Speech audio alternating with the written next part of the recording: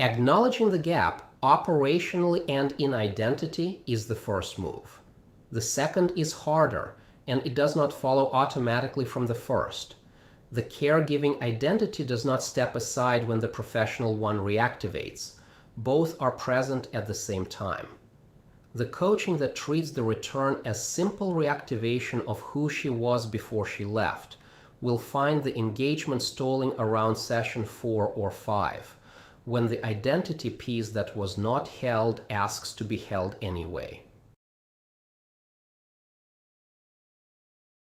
Around session 4 or 5, the caregiving identity surfaces, not as a problem, as a presence.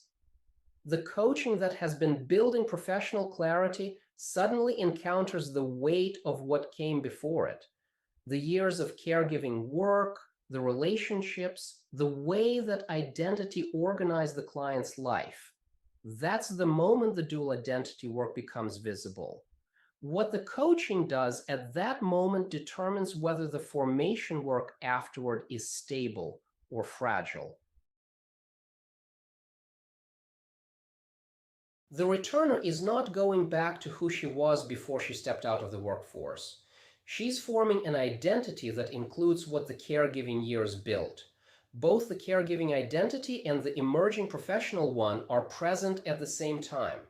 The coaching that works here holds both without collapsing either. It doesn't treat the caregiving years as parenthetical. Those years are engagement context, not background to clear away.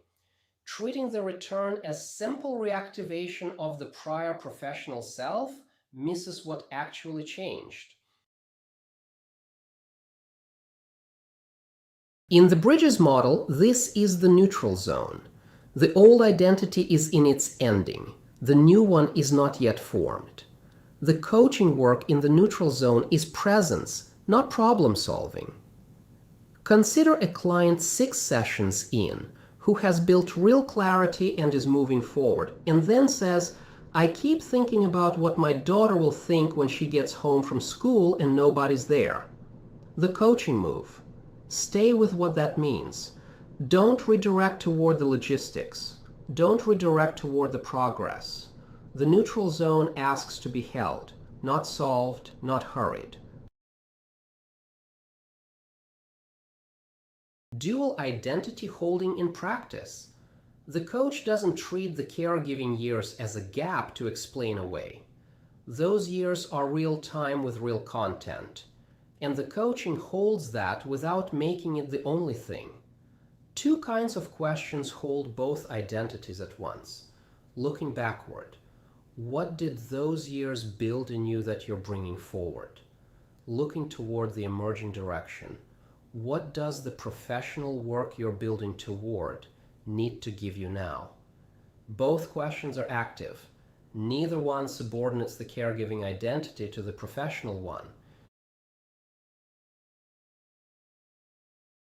There's a language shift that marks the transition from neutral zone to new beginning. When a client who has been saying going back starts saying what I'm building now, something has landed. The caregiving identity has begun integrating. The coaching no longer needs to hold it separately. The shift can be named explicitly. I notice you've stopped using the word back. Small observation. Real effect on the pace and texture of the sessions that follow. Once the language shift lands, the engagement moves faster. Action experiments become more concrete. The dual identity holding work is complete, and the professional formation work can carry the full weight of the sessions. The sessions before that shift, the ones where both identities were present and the neutral zone was being held, were not preparation for the real work. They were the work. The stability afterward depends on what happened in those sessions. The formation is more durable when the ending and neutral zone work happened fully.